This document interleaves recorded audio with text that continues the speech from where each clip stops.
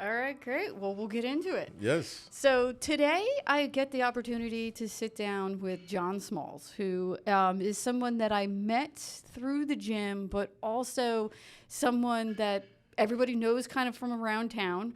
One of the reasons is because you just have like this awesome personality that everybody kind of gravitates to.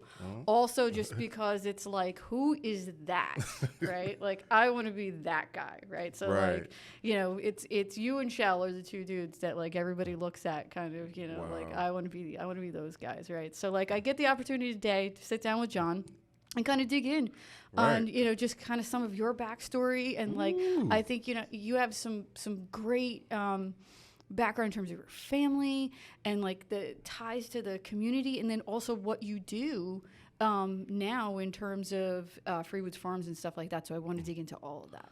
So like let's start with you're a Burgess native, correct? That's correct. Yeah. Yeah.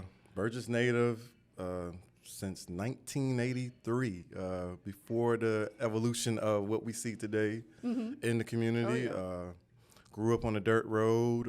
There was really nothing going on in that area, but other than helping out at not just at the farm, but everybody had local gardens. It was a very tight-knit family. Everybody had like two-parent households, so Sundays everybody meet up at grandma's house.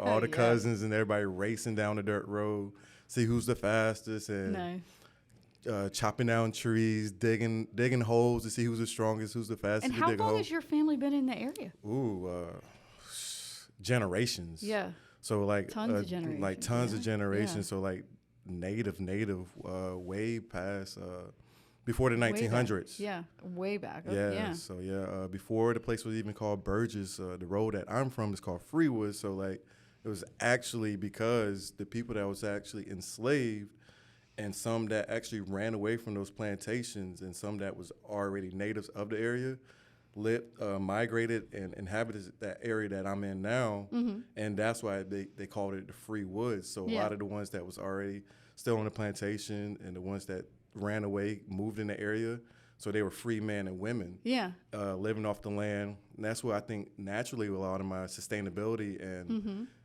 the way I see life and the way I move about, not just in the gym, but just with the way I parent Yeah. and how I did things throughout my life is because of these people that was already there. So just naturally in me. Yeah. So all about sustainability, and they took care of themselves. They never they kind of they worked with the government.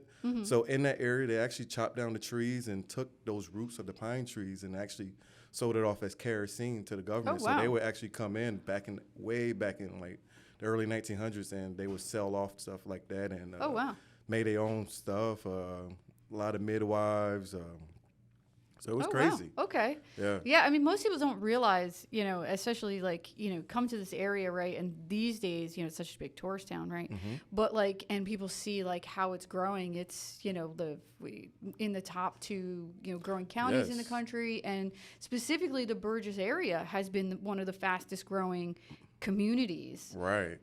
in the country. As long as I've been here, so for the last decade, right? Yeah. Like that's one of the things that like when I first moved here, I was like, holy cow. And like you could see it. You see it. It's totally different in the last 10 years. Yeah. And like even in the 10 years before that, like there was nothing, right? Like Nothing. just nobody was there, Right. right? Like, and part of that, I guess, is because the families that we're talking about all had that land, and it was all kind of family owned, right? So like Exactly. only recently is it starting to kind of get sold off, and I'm guessing just because Yeah. developers, come in and it's like, offer that money You can't say and- no, yeah. because there's so many of them and they're just like crazy building in this area. Exactly. But like it was, everybody that I talked to just like says that, it was like you said, dirt roads, not that long ago. Yeah. And just, house, like not like now where it's just like you got how many schools and how many, Yeah. just corporate things going on, and like this whole section is totally built up, and just now neighborhood after neighborhood coming in here. It's mind blowing. Yeah. Yeah. But I like it too. I always heard my father talk to the other community members, telling them, be prepared. It's going to be an It's gonna evolution. happen. You can't stop it, but you got to get involved. You can complain about it, but what is complaining going to do if you're just sitting back and not doing anything? Yeah. So get in where you fit in at, and just a lot of people just didn't believe it, and then it happened, and everyone's complaining. But me as a younger generation, I didn't see anything wrong with it. Just the fact that it's give us more opportunity to get involved, and why not diversify what we're exposed to. And get to work with people that's from up north and the West Coast, Everybody comes to town, coming from everywhere, and bringing their new culture, their ways of living, and how can we work together? And I think just meeting you guys at Sky Fitness, having a gym in our backyard in Burgess, it was like when I came back from California, and I was like, we got a gym here. It's like, wow, what? Wow, and I didn't realize the gym was going to be my first home, or not just my first home, but it became my first home. Yeah. Even though Burgess or Freewood was my first home, but like the gym became since it was part of the community. Yeah. Well, that was one of the things that I learned a lot about the community when starting a business there, right? And that I found out too that like part of what keeps it the way that it is, and why specifically the Burgess community has been able to kind of keep a certain aesthetic and feel and keep some of its roots is specifically because there's rules, and it's pretty not regulated is the word, but like enforced, right? So like the landowners and the families like kind of that own the land and are selling it off are still kind of saying like, no, but it still needs to say the way that it is, right? So like, signage, for example, is kind of one of the conversations I had. Like the signage in the Burgess area has to be a monument sign. It can't just be like, it can't be too commercial, right? So it has to have a specific look and feel so that it keeps that aesthetic. And that's one of the things I love about it. And like, I think it just shows that it's because, it's a family driven area. Right.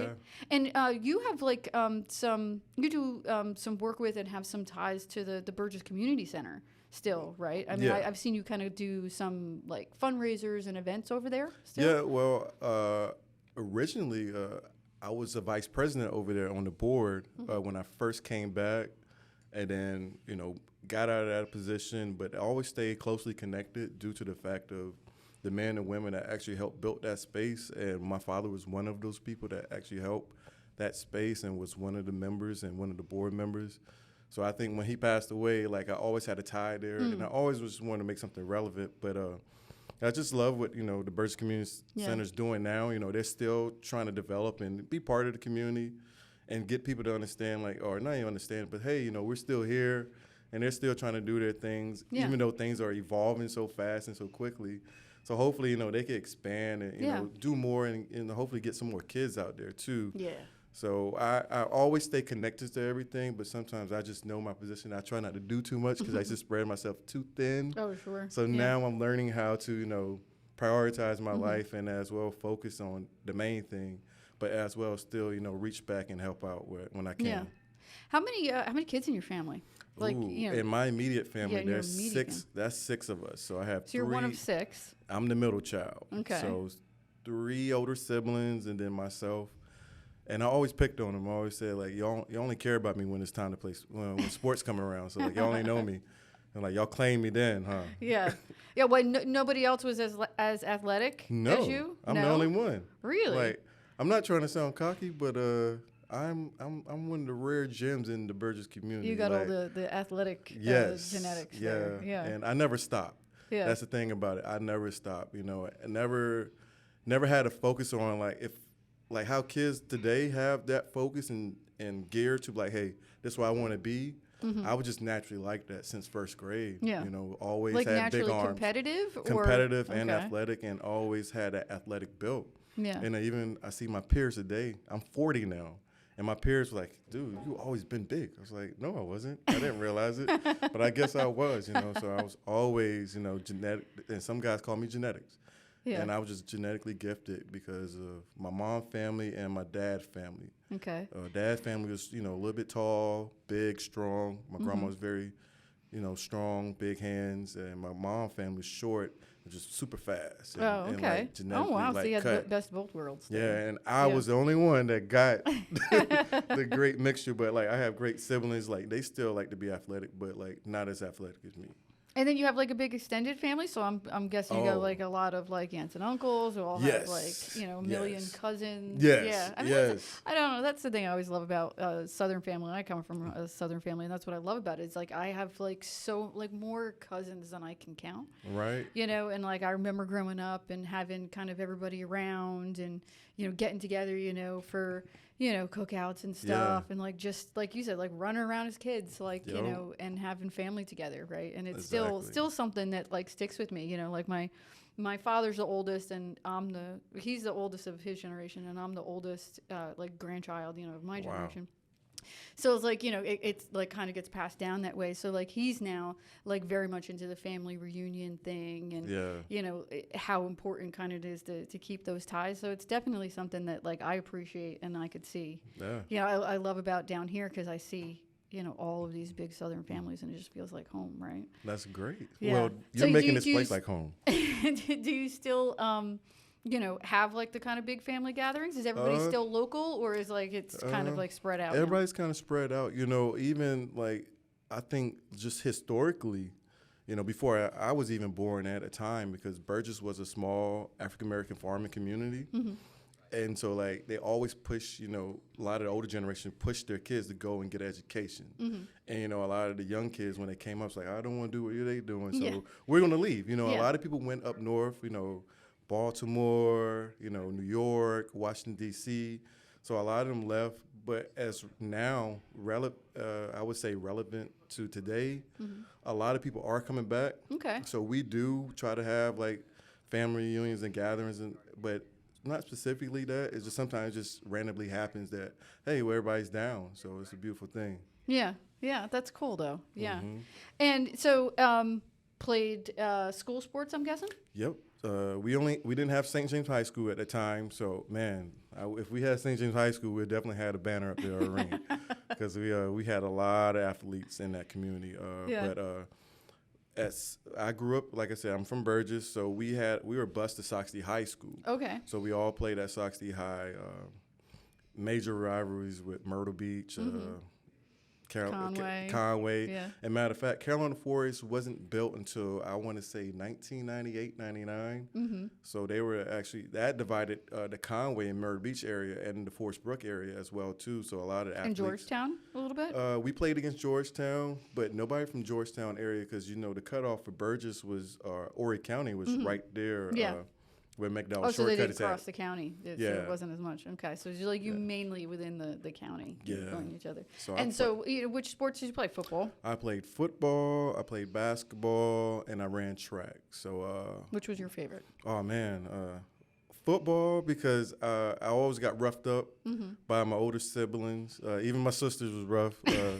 But my older brother, he always made me tap out. So like, and my father, he never believed in me staying in the house. So I had to work. My mom made us work. Saturdays was never like times where I sat down and watched cartoons. I was in the field with them picking peas or whatever. And so like, I developed a toughness and I developed And a work ethic. and a great work ethic because there was no excuses. It was not, you're not tapping out today. Yeah. You're going to get this work done. But it carried over to, I was scared to play football in the beginning. And my dad's like, well, you better go out there and play. Why? Were you smaller than everybody else at the time? Or? I don't know. I was just, afraid. I Okay. was like, man, these kids look bigger than me and they're going to hurt me. Yeah. But then when I got out there, I was like, oh, this is nothing. And then I realized, like, they looked big, but they wasn't strong. Yeah. Okay. And yeah. I was strong. Yeah. So I had an upper hand, even though my team wasn't that good in rec league. But the second year we came back, we went undefeated. And from that point on, that's when I started getting my groove and I really started to smell myself. Mm-hmm. Like the older folks say, it's like, oh, you smell your must now. So I felt like I had that. I was fast, And what position did you play? I played running back. Okay. And almost every game scored about 3 or 4 touchdowns. Holy cow. Drag people, embarrassed a lot of people. Like, it's funny to see some guys that, and I don't say nothing, That's totally not you. I let them, have their, whatever they did. But, if we could pull out the film, they would see. They will definitely see. Yeah. So all the way from Well, I've heard elementary stories. school. I've heard people talk about, I think Chris, remembers you playing sports. Yeah. Chris Strickland. So yeah, he's talked about you playing. So people remember, I'm sure. Yeah, so it was just something naturally I did, and then like I said, I wish things would have been different, but I just had fun doing it. It was just a let out. It was something better than just always chopping down sugar cane, or maybe my granddad hog got out and I go help him go chase the hogs down. Mm-hmm. It was just it was a legal fight. So like I just love that fight. I love the brutality of just running somebody over, tackling somebody. And then, I got involved with basketball, thanks to Michael Jordan, watching him. It's like, oh, I want to fly too. And then I didn't realize I had the genetic talents of jumping out of the gym, So that's why I got the nickname J Hops. Nice. And not just J Diesel, I was J Hops, by the older guys. So jumping over people and Holy cow. and dunking Yeah. over people. Yeah. Wow. Yeah, short guy, but I didn't see I knew football. I didn't know about basketball too. Yeah, I had like a 40-inch vertical. Holy shit. Yeah.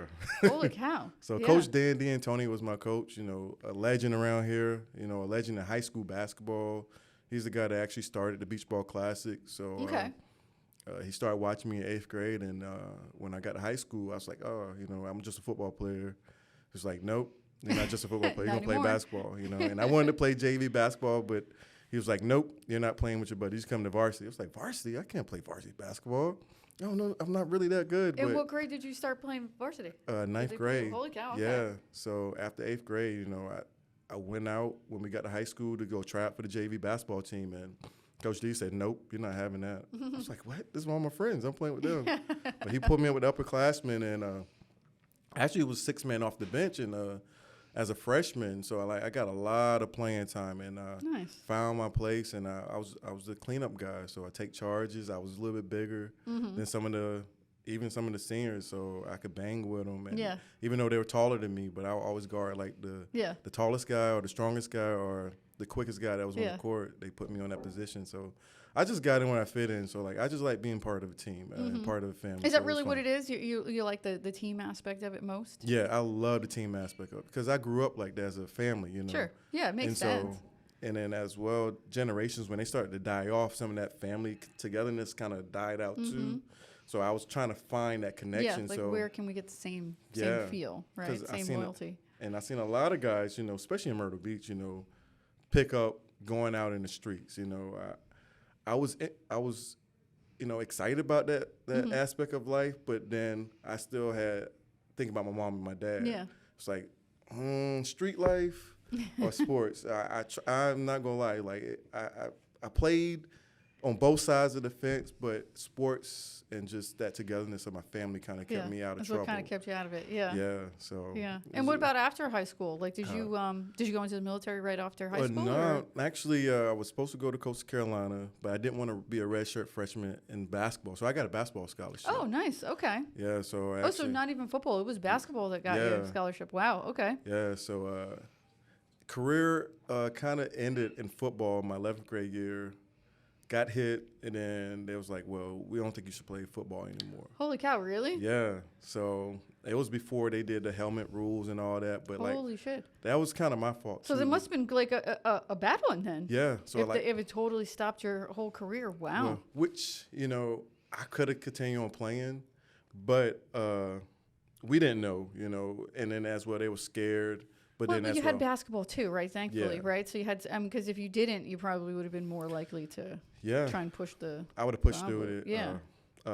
If you ever hear the stories of Derrick Henry that played for the Titans, right? He was like, yeah, I got the ball like 50 times, and that's how my coaches would run me. They were giving the ball like 50 times, 40 times. Yeah. I didn't realize it was wearing me down because I didn't care how big you was. I was going to run you over. Okay. And I was going to drag the whole team. And I dragged a lot of people, and I guess it finally caught up with me. Yeah. But as well, too, and that's why I think I fell in love with fitness now, too, because I realized that the younger generation need to understand how to build a body and how to really take care of their body. At that time, we didn't know. Yeah. We didn't have that exposure back then, but if maybe, if I was in the gym a lot more, weights right ways and to do understand. it. Yeah. Could have rebuilt, and it's so much technology and information now and research that to kind of allow you to continue on playing that sport and not just like, all right, you're done, you can't play no more. Yeah. But technically, I don't think I was done, so that's why I ended up playing basketball and got that scholarship to go play. And I went down to played at Polk State College in Florida and stayed there for 2.5 years and earned another scholarship. So my whole life I was on scholarship. Oh, nice, though. So like, I was blessed. Hey. I was blessed. Yes. Yeah, that's a good thing. Yeah. Yeah, so I, look back now, it's like, wow, I was very fortunate, the journey and just the life I live. You don't realize that, your natural talents could open up so many doors for you. And, and I could have complained a lot about things and situations, but, I was in other states. I was traveling. Most kids weren't traveling. They weren't doing what I was doing. Even traveling with Coach D across America, going in L.A. and, going to that was all for basketball? All for basketball. Wow. My whole summer, a lot of times, we'd be on a plane or in the van, traveling. Holy cow. Yeah, playing with a lot of guys, I was fortunate to play with some local stars as well that went off to play professional basketball. Played with some guys that was actually, in the league as well. So it was an honor. I didn't realize who I was amongst, but I look back and now I got a son, and he talks about these guys that play ball, and I'm thinking about, man, I was in these tournaments with some of these guys, or the guys that he was like, man, was he a GOAT, or did he play during your time? And it's like, well, I seen him play, or maybe I played in a tournament. Even before LeBron James, there was a guy called Lenny Cook, and he was the first, well, other than J.J. Redick and some other guys, but Lenny Cook was the first guy that made me realize that I need to step my game up. Oh, really? He was a LeBron James before LeBron James. Really? Okay. Yeah, so if you guys ever have a chance, check out Lenny And he's Cook. somebody you played against on the regular? Actually in the tournaments, summer tournaments, out on the West Coast, and then sometimes we went up to New York and played. And it's during college or this was at high school. Oh, it's still in high school. High school, yeah. Before it got really major, but we played a lot of travel ball, summer ball. Wow. Even Amari Stoudemire, like that's my highlight of my life because I blocked them too. Oh wow! And we beat them in the state in a tournament in Georgia. So that's cool. It was great times. But I learned a lot about team. I learned a lot about myself as a young man. And I had to get away from the nest. Yeah. And I appreciate my mom and dad allowing me to just go. Yeah, to let you do that. Yeah. And allow me to be a young man and not be soft. Yeah.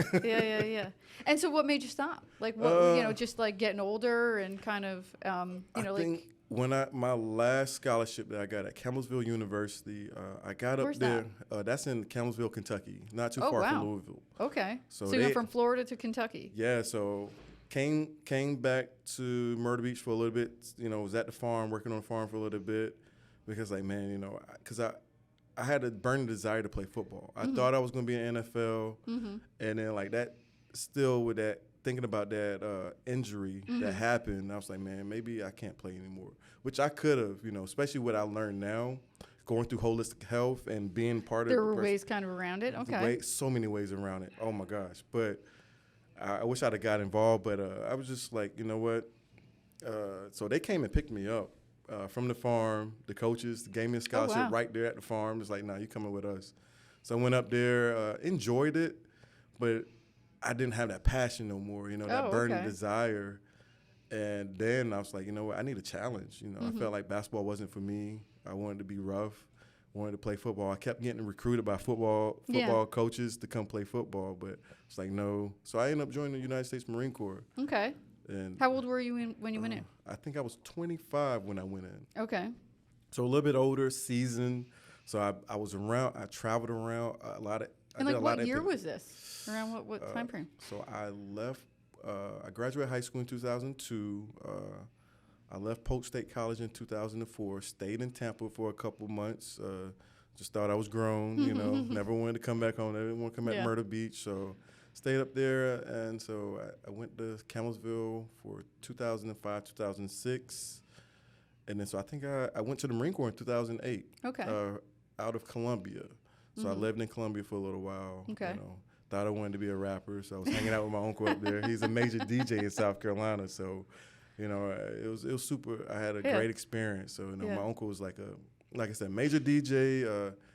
He was a part of a fraternity, and he was like a, what we want to call him, he was a big dog. So like I was like, I was around him, so I got to experience life. I got to see the entrepreneur lifestyle too. So he taught me a lot too. And what made you go from that though and say, nope, it's the Marines? I would say one day, I was coming back home. I was actually blessed with a nice little home in Columbia, and I came back home and I got stopped from one of my neighbors. He was like, "I don't think you want to go home today," because my neighbors, they were getting in trouble. It was a bus going on. Oh shit! Okay. And I was like, "Oh, okay." And then I was like, "I got to go home." At that time I was a dog lover, so I had a bunch of dogs too. So I had to go home and check on my dog. So I got there.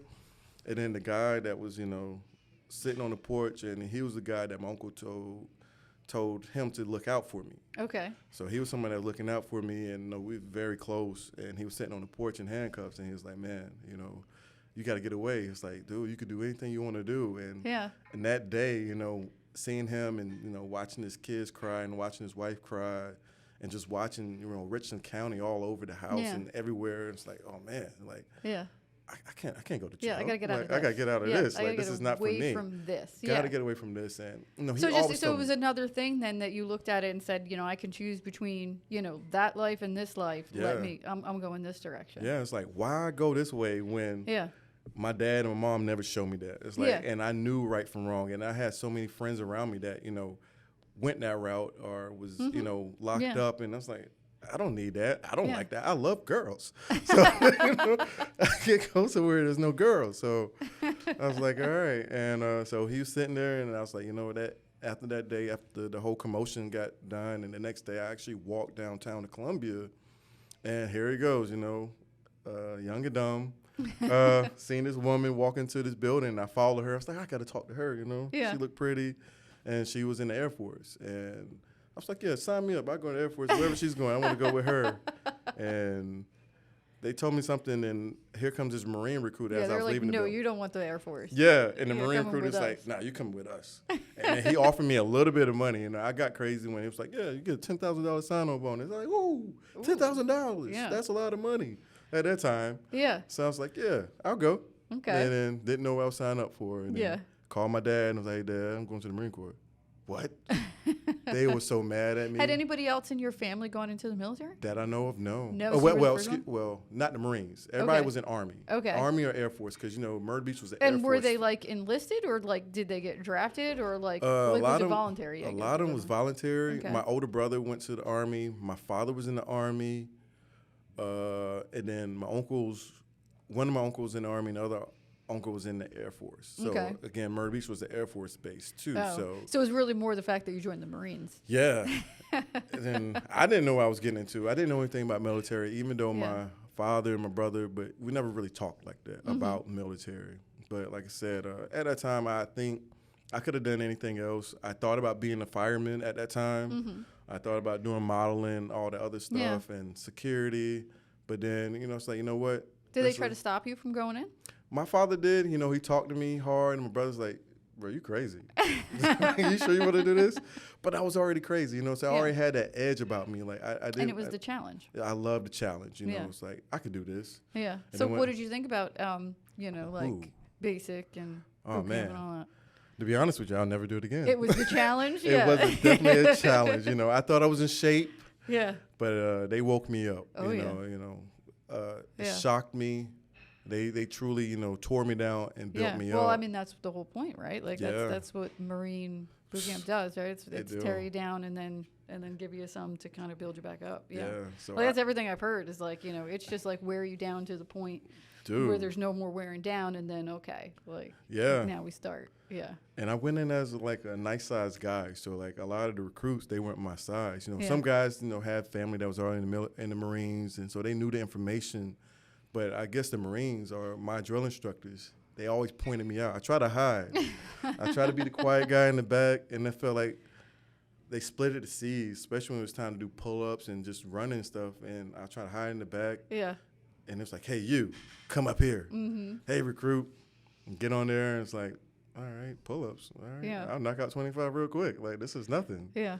And then next thing you know, it's like I became, like in boot camp, you get guides, and they've made me the guide. Mm-hmm. Just because I was physically strong. Yeah. And I had that demeanor. It's like, oh yeah, you're gonna run these recruits crazy. But I always took the buff. So if somebody didn't act right, I was the one that was getting in trouble. Yeah. I was always in the sand pit getting hazed. Oh shit. So it was always me. Yeah. But I was used to it, you know, like being on the team. Yeah. I was used to, like, if my buddies got in trouble, I got in trouble. So I didn't care about that, you know. I'm with you, I'm with you. Yeah. Yeah. So. And I mean, is that something you got out of the Marine Corps too? Is like, I mean, it's even more the, you know, like we are one kind of scenario, right? Like, great, you know. I think even just being in there, I met a lot of guys that never met African Americans. Oh, really? You okay. know, from areas. So like I took that opportunity because just me being part of the basketball teams in high school in Myrtle Beach, you know what I'm saying? At one point, you know, Myrtle Beach was divided. Horry County was divided. Oh, yeah. But as we got older, I think from middle school all the way to high school, things became more diversified. Okay. So, you know, I had, you know, all groups of friends because of me being a superstar athlete. Yeah. And then when I got to the military and I was put in these positions of leadership, I was able to help these guys that never met, you know, African American before, or even change their perspective because all they saw was what was in the rap videos or on TV. Yeah. Then they didn't realize, like, hold up, you know, oh, wow. Oh, okay, this is different. Yeah. So I love that experience and love that position because, you know, I opened up other guys' eyes and gave them a different perspective on life. And that's why I got a different perspective. So it allowed me to navigate my way through life and help me out a whole lot. Yeah. Did you end up getting deployed? I did. Went to Afghanistan, so it was part of Operation Enduring Freedom. So I drove tactical vehicles, and that was a very interesting experience.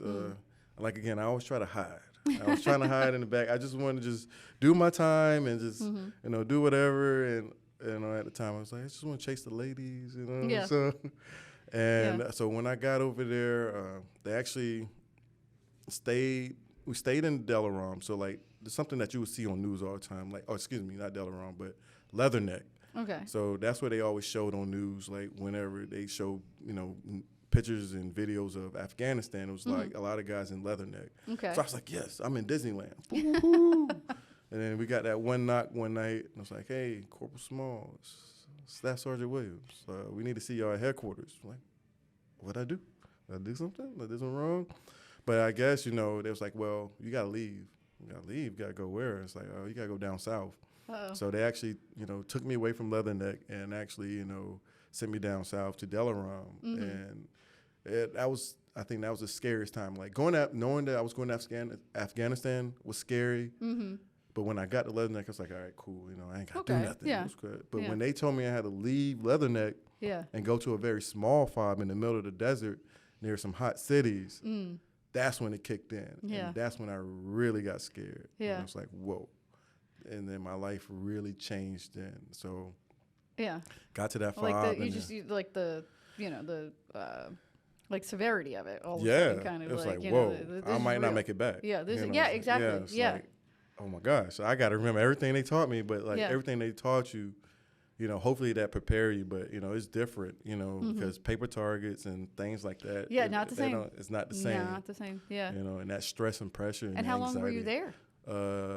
8 months. Okay. Yeah, 8 months. Just the one deployment, or just one deployment? Okay. That was enough for me. Yeah.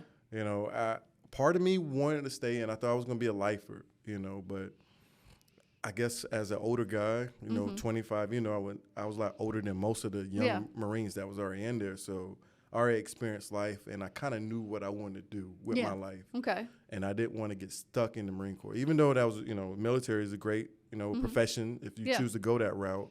And I wouldn't, you know, deter anybody, or I wouldn't, you know, encourage anybody, but whatever works for you. But I just knew after Afghanistan, I was like, oh, no. And then I was an independent thinker too, you know. I was raised differently, so I couldn't handle that lifestyle no more, and it was just too much. And you know, I had a little scare out there too, so I was like, you know what, let's take care of this body and get things together. And so I was actually introduced to holistic health over there then. Okay. You know, so that's how Did you come right from there back to Myrtle Beach, or no? Where'd you go from there? I stayed in San Diego. So I actually stayed in San Diego, and as my term was coming up, I actually, you know, got involved with a holistic school because I needed that help as well too, holistically. I didn't want any surgery or anything or thing done to me, so I chose a holistic route. And at the time, I was like, I never believed in a lot of guys that was getting injured. You know, they was like, "Don't you get no surgery or anything like that." So I was like, don't get any surgery because through the VA it's sketchy. Yeah, very sketchy. You know, it's like, and then it's like, do you really want somebody to cut you open? Like, and I always believed in natural medicines too. Yeah. So due to the fact of me coming from Burgess, I had that upbringing. Just due to the fact of me connected to Gullah Geechee. People always did, you know, herbal stuff, and so I had an opportunity to join a school called Mueller College, and I actually majored in holistic health and became a holistic health practitioner at the same time. It was a great transition for me because most guys that was coming back from war or even in the military, you know, I dealt with PTSD, but it was severe, but it wasn't like everyone else because I was going to ask that, because you know, I mean, Jules and I talked about when he was on, you know, just the struggles that he had coming back and, you know, just reintegration. And like, it's one of his passions now because he feels like it's something that just is so overlooked. Right. Yeah. And so the way that you were kind of able to overcome that, it sounds like, is just the holistic healing training that you went through. Beautiful, you know, great training, great staff, great What about school. it? Like, it's just because it's like, you know, just, you know, mind-body connection kind of stuff and the spirituality of it to kind of, you know, ground? Yeah, I think it was the grounding, but as, you know, because, you know, like I said, they tear you down to build you up. And, you know, you become this fighting machine. You become something that, like, you know, we all have the animalistic side in of us, but as well, we all have that peaceful, you know, divine side of us that always want to love and hug and whatever. But you know, you're not taught to show that part of you in there. So when I found Mueller College, and what I was fighting through at the time was like my love and care and my romance for life was drinking, and then at that time it was medical marijuana too. So like that was my go-to. But I was always still fighting these little demons. And then once I found Mueller College and learning about holistic health and what I was ingesting in my body and how I thought I was, you know, treating myself and getting therapy wasn't truly fixing me. So, you know, finding that holistic health side and acupuncture, aromatherapy, learning how to be in touch with myself and look at myself, it allowed me to navigate myself through PTSD naturally, you know, and that's why I had a support team. But as well, still dealt with what I was dealing with. But it gave me a better foundation, you know, than most, you know, and you know, just thinking about guys that were, you know, I was losing, you know, due to the fact that they couldn't adapt back to civilian lifestyle, scared me as well. And I went through those thoughts. I had that mindset of like, just, you know, I'd rather be dead. You know what I'm saying? Like if I'm gonna do something, like I'd rather them shoot me and kill me. You know, whatever. Just the PTSD part of it is, like that's just like change your brain chemistry. Yeah. And then like and as well, like being on your own too. It's like, all right, no longer am I going to the chow hall. Now I got to really fend for myself. Or what am I going to do? And then they always encourage us to go to school. But sometimes, you know, school isn't the best thing. And hopefully one day down the road that like I can help out in that area because they need a break when they come back, you know, and have a hub where they can actually fix themselves instead of just trying to submerge themselves into school where you mess up a lot. You know, you mess up your benefits. You're like, you're not ready to go to school. You think you are. And then you get in these classrooms with these, you know, a bunch of young people sometimes, and it's overwhelming. And then it's like, what are you doing? Like, you're wasting your time where you need to take the time to fix ourselves. But Mueller College helped me find myself. And is that where you kind of like found a purpose? Because that was kind of the other thing that Jules and I talked about is that's really what it was, is that not having purpose. Like in the military, you have purpose. Like your purpose is very clear. And, you know, like they give it to you. They give you the purpose. And it's very clear to you. But like when you come back, it's like, whoa, now what do I do? It was like, and you know, you got all this money. You know, you think you got a lot of money, but it's like, oh man, and plus I was in California. San Diego is like, what else can I ask for, you know? At that time it was medical marijuana. I had actually just started a business too with my older brother, so I actually got him to move out there to California with me at the time when I was transitioning out, and I was going to school. So I was doing so much at once. So the military sent me to a hydroponic school. So I actually learned how to grow hydroponically because I wanted to grow medical marijuana. I wanted to get in that business. And then once I graduated from that program, it was like a 12-week program. Successfully went through it, but at the end you had to come up with a business plan. So and I took a business model and I created a concept for Freewood's Farm, our family farm. And so I was like, all right, we're gonna do sweet potato pies. Okay. And it was out of whim. It was just to get a grade. Didn't realize that whole business plan was gonna turn into a real business. Yeah. And so when I presented to a board of it was kind of like think tank, Shark Tank. Okay. So at the end, I presented this, and I actually had pies. I made a vegetarian sweet potato pie, and then I had my brother and my mom make the regular sweet potato pie over here, and they actually sent it out to me. So flew it out to me to California. Oh, wow. And so when I did my presentation, as I was presenting them, and when I got to the finances, because I was kind of shaky about the finances part of it in the business plan. Yeah. That's when I had some of my classmates pass out the pies at the time. So these people that was on the board, they distracted with food. Yes, I distracted them with food, and it was like, you know what? Stop. I was like, what? What I do wrong? It's like, you good. You got this. We need to talk to you after this presentation. I need to know how to get more of this pie. Yes. And next thing you know, it was like we took off. And I called my brother. Hey, bro, you got to come to California. He was like, no way.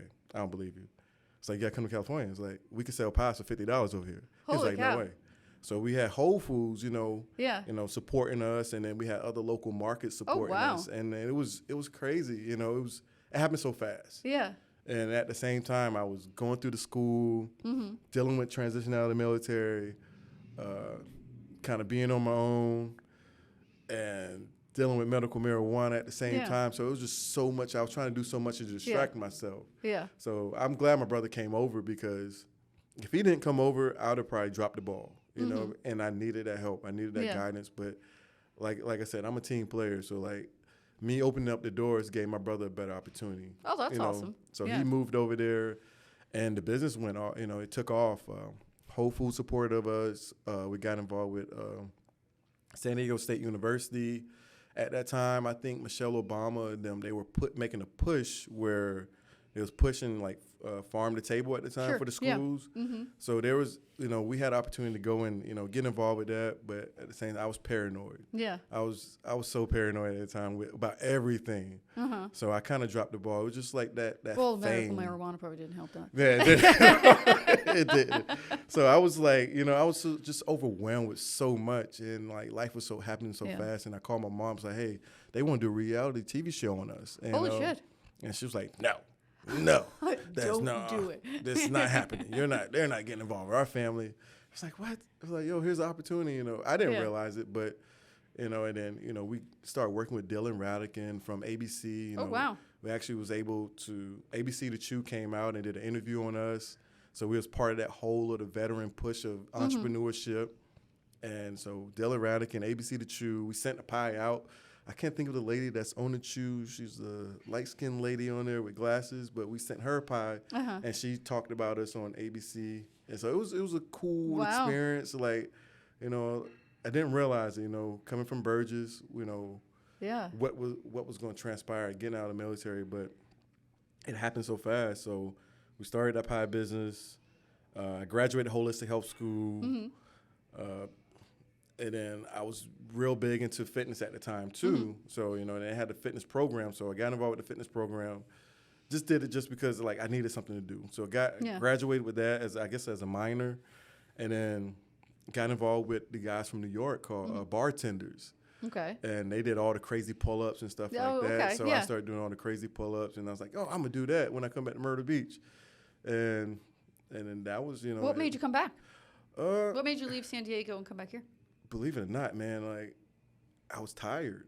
Like, I really wanted to give up. Like, I wanted to come back home to, like, just be done. Like, this is where I'm going to die at. Okay. And not just, like, later on in life. I was ready to die then. Holy cow. When I came back. And that was it. It's like, I don't care. Like, you just got overwhelmed, like, with all of it. All of it was happening so fast. And then, I didn't realize all the blessings that was coming at me, but I couldn't handle it. Yeah. It was just so fast. Like, man, and, everyone was excited about money. And it's like, money wasn't a worry there, Yeah, I was able to. Where you were focused, Like, it was coming in, it was happening, and, like, the business starting and trying to do a business with my brother.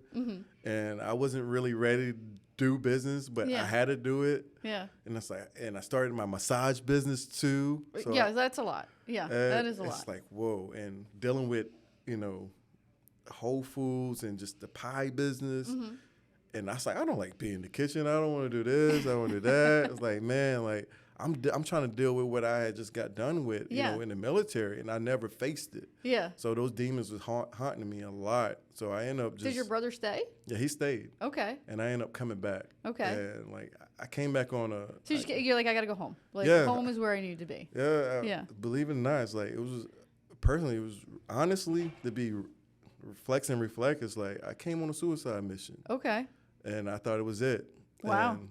And that's why I came back here and just start hanging out in Myrtle Beach, just drinking a lot and just whatever, and just hanging out with people that I shouldn't have probably been with. Like even though. Back to what you were trying to get away from originally. Yeah. So and I just wanted to be that knucklehead. But something kept holding me, kept pulling me, you know. Okay. And this, I maybe it's the first time, like, my family didn't really realize it. They knew something was wrong, but they didn't know something was wrong because I never was open. It wasn't right, but, they couldn't really put their finger on it. Yeah. And, like, what snapped you out of it then?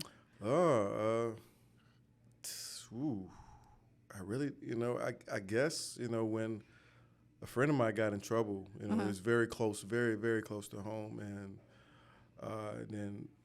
then I guess, you know, someone broke into my home. Oh, wow. And I couldn't believe it. It's like, wow, me of all people? Like, why would they do that? And then next thing you know, it's like, all right, okay, let me get myself together. Let me figure this out. Yeah, what's happening here? Yeah. And then I got involved with the VA. So I started going to the older groups.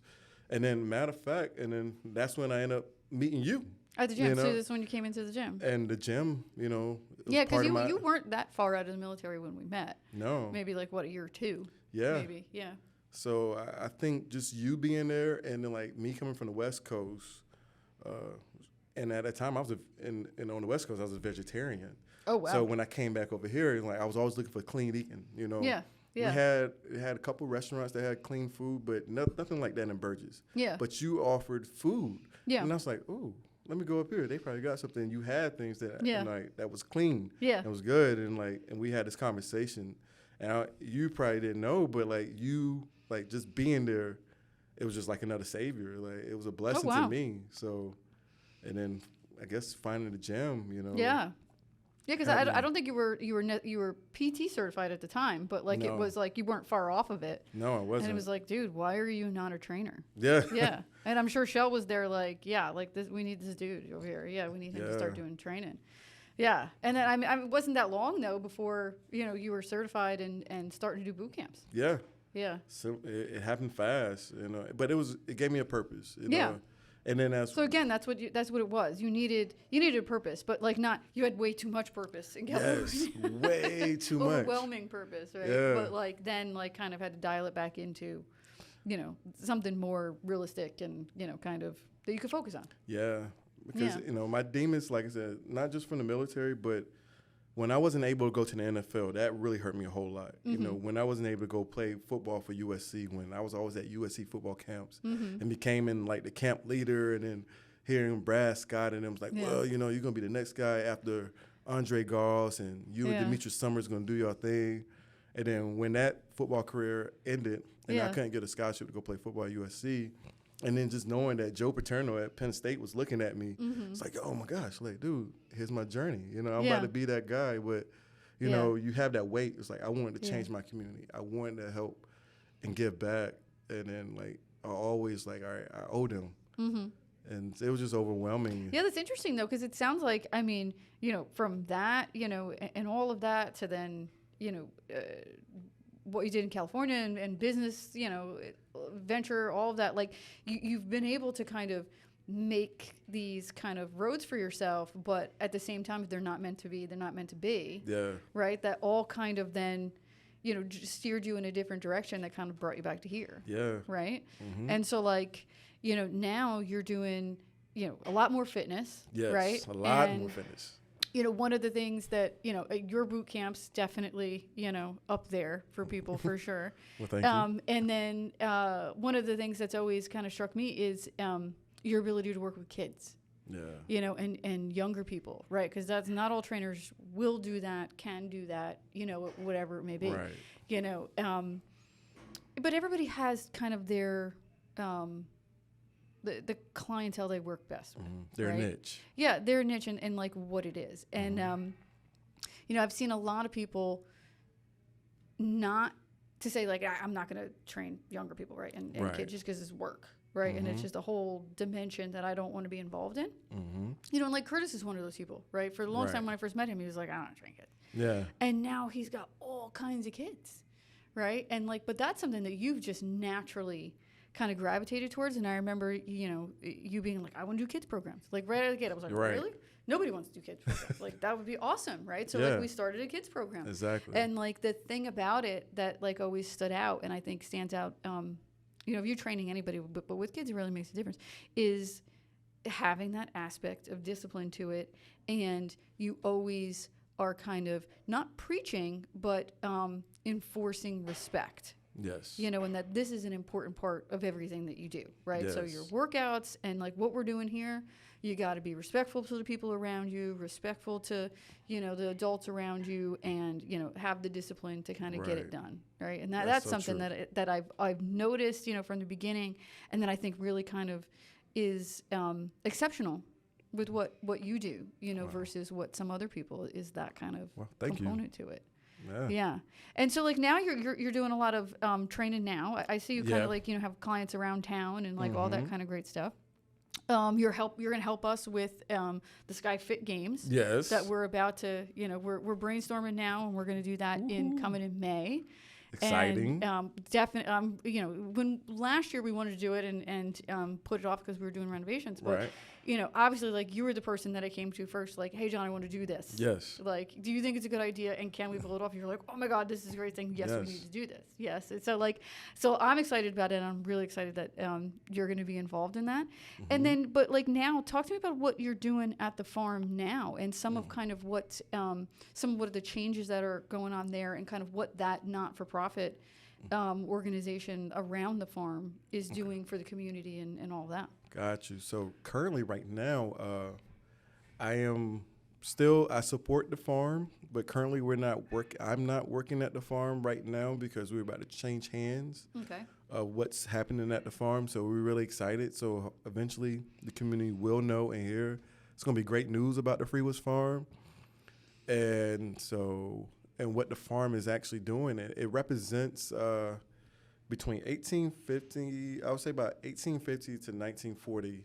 We kind of represent like how they used to farm back then and what they had available. So when you come out of that farm, you'll see us farming with a mule. Okay. You know, which I did it for a while. But it's not where it's at. It's not where I respect it. I respect where they came from. You gotta respect it, but you know. Hard. But I think now, hopefully, you know, my uncle understands and the family understands, and I think, you know, to evolve. It's time to evolve the farm, but still keep that concept because that concept's still going to be there. Yeah. Like you said earlier, it's like people don't realize what was going on here before. So like that farm is like a gem, you know, to the county. And hopefully, you know, bring in more, you know, bring in more I'm hoping tourism. It stays around. I mean, I do think it's an important part of the community. I mean, because it's something that, you know, what you're doing there is just, you know, that's part of the history that's going to get lost, especially with the number of people and, you know, all of the growth around here could easily get lost, right? So it's one of the things that I love that kind of keeps it to like, no, like this is what this area is about, right? And it has to, you know, and I'll fight for that. And, you know, I have other family members that's, you know, starting to come back home, but as well my big brother's home. So he was like one of the first original farmhands, other than my father, you know, inciting what they're doing at the farm. But he kept it going with the sugar cane. But I think now, hopefully, we could give back. Yeah. And as well, hopefully, be able to go and, you know, buy produce, not just on the select days, but all the time. And hopefully, it'll be great. It'll be great for everyone in this community because I know a lot of people that. When I used to sell my produce I used to do some of the events at the convention center, and when I sold the produce, and then people from up north, it's like, man, you know, I guess you guys are used to going around the corner and getting fresh food all the time. And you come down here, you expect that, but you don't see that often. Yeah. So hopefully we could take that, you know, hopefully we could bring that model back because as a kid, I always had fresh food. Yeah. I don't remember my mom and dad going to the grocery store. Yeah. You know, we had extra money to do other things with. But we never really spent money on food because we always had a garden.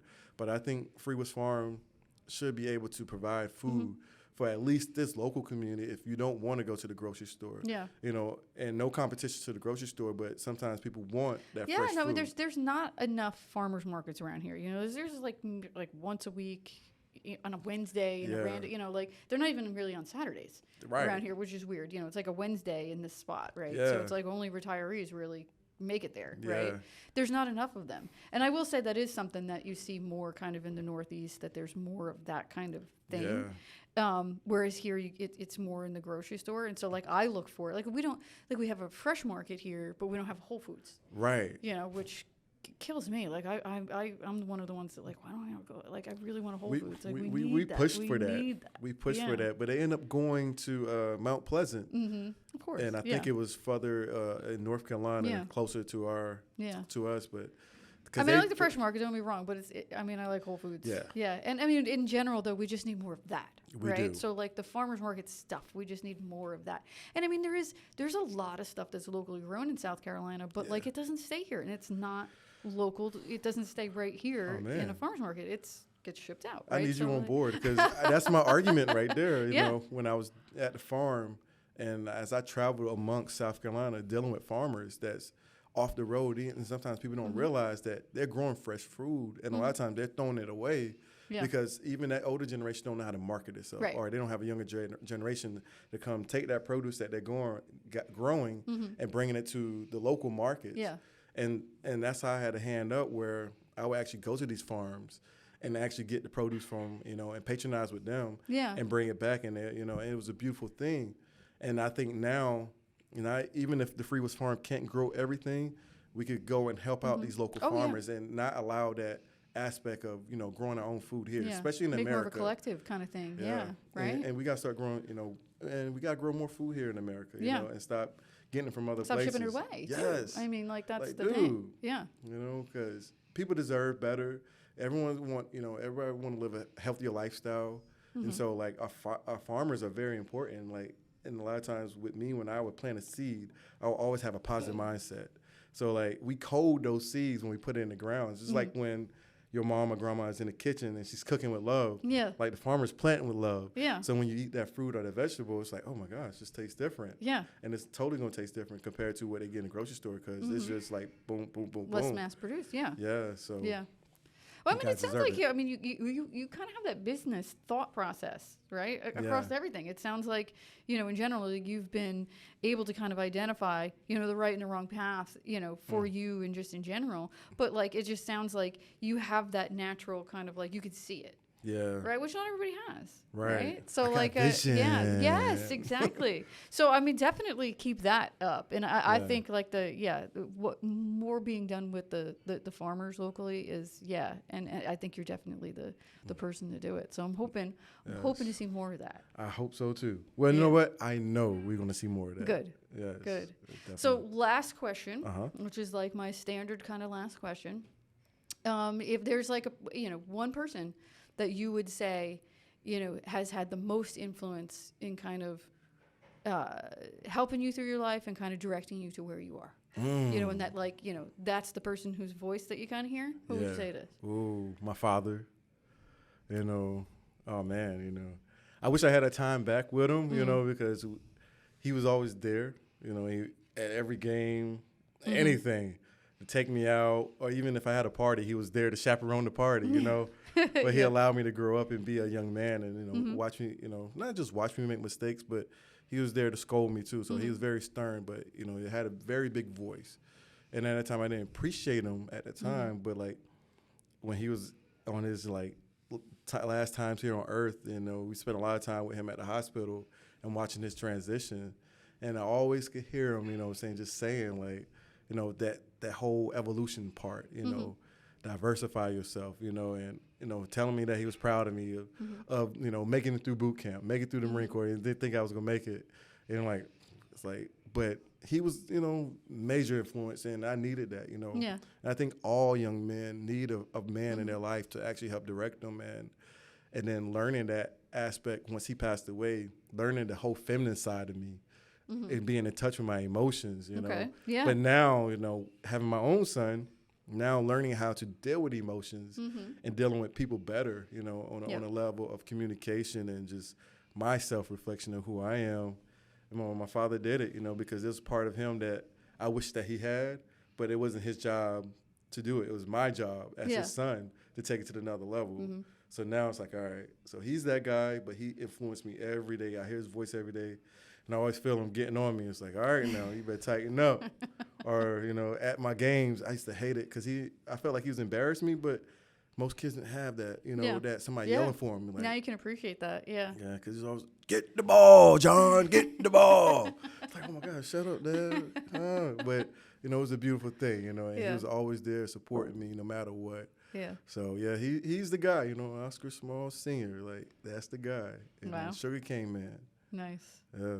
That's great. Well, thank you for spending time with me. Oh, yes. And, you know, I'm looking forward to us spending time preparing for the big event that we got going on. And then also, let's talk more about kind of like the farmers market stuff and like, you know, maybe we can do some stuff together. Yeah. And major shout out to you, though, Nicole. Okay. Like, you don't even realize what you did. Thank you for being there. Thank you for being there in Burgess. Thank you for opening up your gym. Thank you for just, you know, the hospitality, you know, just making me feel good and comfortable. It's not, I know you didn't do it just, you know, just who you are. You know, it just gave me a. It's what I'm trying to do, right? In general, you know, like with all of it, even including, you know, all this, right? Like it's. You're dope.